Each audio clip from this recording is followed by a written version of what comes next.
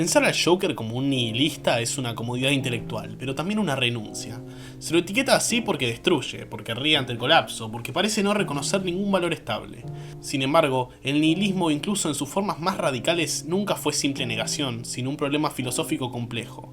¿Qué ocurre cuando los fundamentos tradicionales del sentido se erosionan y ya no organizan la vida común? En ese punto, la pregunta no es si nada vale, sino quién asume la carga de decidir qué vale ahora. El Joker evita esa carga, no discute valores, los caricaturiza, no los somete a crítica racional, los ridiculiza, y ahí aparece la primera fisura. Su risa no es la de quien ha atravesado el vacío y vuelve con una ética nueva, sino la de quien se queda girando en el derrumbe como si el derrumbe fuera una respuesta. La confusión entre caída de los fundamentos y la desaparición de toda la responsabilidad es clave, porque el vacío, filosóficamente, no absuelve, exige más, exige una reconstrucción, una posición, una toma de partido. El Joker se presenta como si esa exigencia no existiera, como si la ausencia de absolutos liberara automáticamente de cualquier obligación, cuando en realidad lo que hace es suspender la pregunta misma, dejando abierta una tensión que nunca intenta resolver. Desde la filosofía clásica esa evasión resulta evidente. Para Aristóteles, el problema moral no se resuelve en la obediencia ciega a normas divinas, sino en la construcción del carácter a través de la acción deliberada. Incluso sin un orden trascendente, la ética sigue existiendo porque el ser humano es un animal político que actúa en comunidad. El Joker, en cambio, actúa como si la disolución de un orden superior anulara automáticamente toda noción de virtud, como si sin un bien último ya no hubiera prácticas mejores o peores. Pero Aristóteles nunca necesitó la muerte de Dios para pensar en la responsabilidad. La responsabilidad surge del hecho de convivir, de afectar a otros, de elegir en situaciones concretas. El Joker no refuta esa lógica, la esquiva. No ofrece una ética alternativa, sino una mueca que pretende reemplazarla. En arcos como La broma asesina, esa mueca se presenta como revelación. La idea de que solo un mal día basta para demostrar que todo código es frágil. Pero incluso si los códigos son frágiles, eso no los vuelve irrelevantes. La fragilidad no elimina la necesidad de decidir cómo vivir juntos. El Joker convierte esa fragilidad en excusa, no en problema filosófico. Y al hacerlo, transforma una pregunta ética profunda en un espectáculo de negación permanente que nunca se responsabiliza por lo que deja atrás.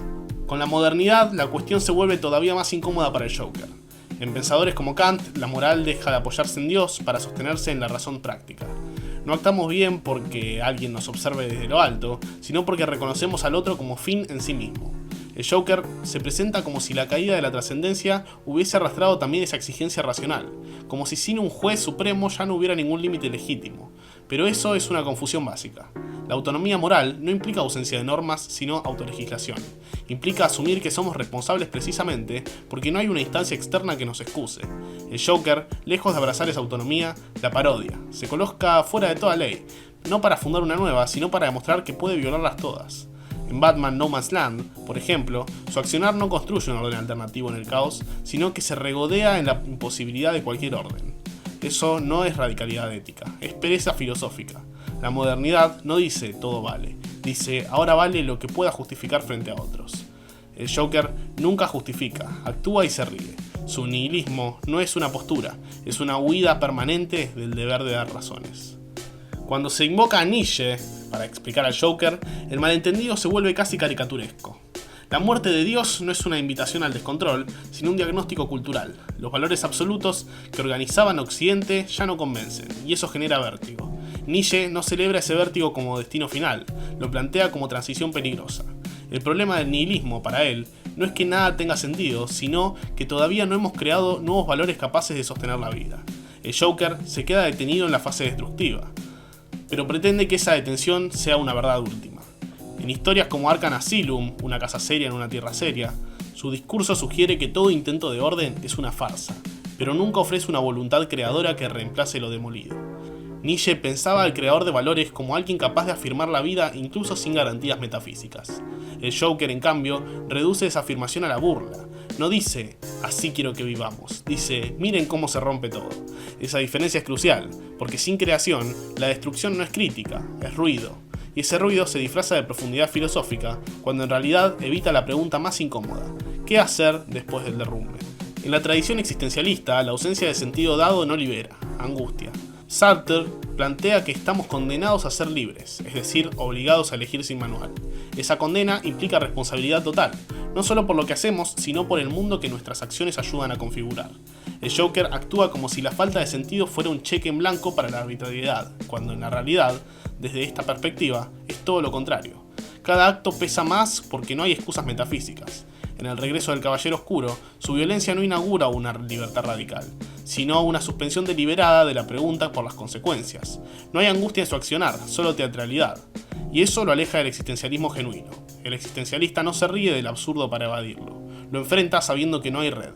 El Joker convierte el absurdo en espectáculo, en una puesta en escena que evita el compromiso con el mundo que sigue existiendo después de cada acto. La libertad sin responsabilidad no es libertad, es negación de la condición humana. Y ahí aparece la tensión central. El Joker quiere el gesto sin la carga, el impacto sin la obligación de sostener lo que provoca. Desde una mirada más contemporánea, la figura del Joker encaja incómodamente con las reflexiones de Foucault sobre poder y transgresión. Para Foucault, el poder no desaparece cuando se rompen las normas, se reorganiza. La transgresión no está fuera del sistema, lo revela. El Joker cree ubicarse más allá de toda estructura, pero en realidad depende de ella para existir. Sin ley, su gesto no tendría sentido. Su risa necesita un orden previo que pueda ser humillado. En La muerte en la familia, su violencia funciona como espejo deformante del sistema que dice despreciar, no como una salida real de él. Foucault advertía que confundir ruptura con liberación es una trampa. Muchas veces, la transgresión extrema refuerza aquello que aparenta desafiar. El Joker no desmonta el poder, lo dramatiza. Se vuelve su caricatura obscena. No desmonta la lógica del control, la exagera hasta volverla espectáculo. Y al hacerlo, evita pensar alternativas. La crítica filosófica no se agota en señalar la hipocresía del orden. Exige imaginar otras formas de relación, otros modos de organización. El Joker se detiene antes de ese punto. Su transgresión no abre horizontes, los clausura bajo la risa. También desde la filosofía política clásica, su postura resulta vacía. En Thomas Hobbes, el caos absoluto no es libertad, es guerra de todos contra todos. Por eso surge el contrato, no por idealismo, sino por supervivencia. El Joker actúa como si ese diagnóstico fuera irrelevante, como si el colapso del pacto social fuera una experiencia reveladora en sí misma. Pero Hobbes no defendía el orden por nostalgia, sino por lucidez. Sin reglas mínimas, no hay proyecto común posible. En Joker, el abogado del diablo, su accionar no revela una verdad profunda sobre la sociedad, sino la fragilidad de cualquier convivencia cuando alguien decide no reconocer límites. Y esa fragilidad, lejos de ser una invitación al nihilismo, es una advertencia. La filosofía política siempre entendió que las normas son imperfectas, pero necesarias. El Joker confunde imperfección con ilegitimidad, y en esa confusión transforma la crítica al poder en sabotaje permanente. No propone otro contrato, no imagina otro acuerdo, se limita a mostrar que puede romperlos todos. La pregunta que deja abierta es incómoda. ¿Qué queda cuando la crítica se niega a transformarse en propuesta? Incluso en tradiciones más escépticas, como el cinismo antiguo, hay una ética detrás de la provocación. Diógenes incomodaba para señalar contradicciones, no para celebrar el vacío. Su escándalo tenía dirección, el Joker carece de esa dirección. Su provocación no apunta a una vida más coherente, sino a la disolución de cualquier coherencia posible. En las 5 formas de venganza de Joker, su teatralidad no desnuda hipocresías profundas, sino que multiplica el sinsentido como si fuera un valor en sí mismo. La diferencia es sutil pero crucial. La provocación filosófica busca despertar, la provocación de Joker busca desorientar. No quiere que el otro piense distinto, quiere que deje de pensar, y ahí su nihilismo se revela como una renuncia intelectual. No hay ironía que construya, solo sarcasmo que erosiona. La filosofía, incluso cuando es destructiva, mantiene un compromiso con la pregunta. El Joker rompe la pregunta, la ahoga en ruido, y ese gesto, lejos de ser radical, es profundamente conservador. Mantiene todo igual al impedir cualquier elaboración posterior. La persistencia del Joker como figura cultural dice menos sobre la profundidad del nihilismo y más sobre nuestra fascinación con la irresponsabilidad estética. Nos atrae porque parece libre de justificar sus actos, porque encarna la fantasía de actuar sin rendir cuentas. Pero esa fantasía no es filosófica, es infantil. La filosofía moderna y contemporánea ha insistido una y otra vez en que la ausencia de fundamentos no elimina la necesidad de responder por lo que hacemos, la intensifica. El Joker funciona como coartada narrativa para no enfrentar esa intensificación. En Endgame, su regreso no trae una nueva lectura del mundo, solo la repetición de un gesto conocido, demostrar que todo puede arder. Pero repetir la destrucción no la vuelve verdadera. La pregunta filosófica sigue ahí, intacta. ¿Cómo vivir cuando los viejos sentidos ya no convencen? El Joker no responde, ni siquiera intenta. Prefiere eternizar el colapso, como si quedarse en la ruina fuera una forma de honestidad intelectual.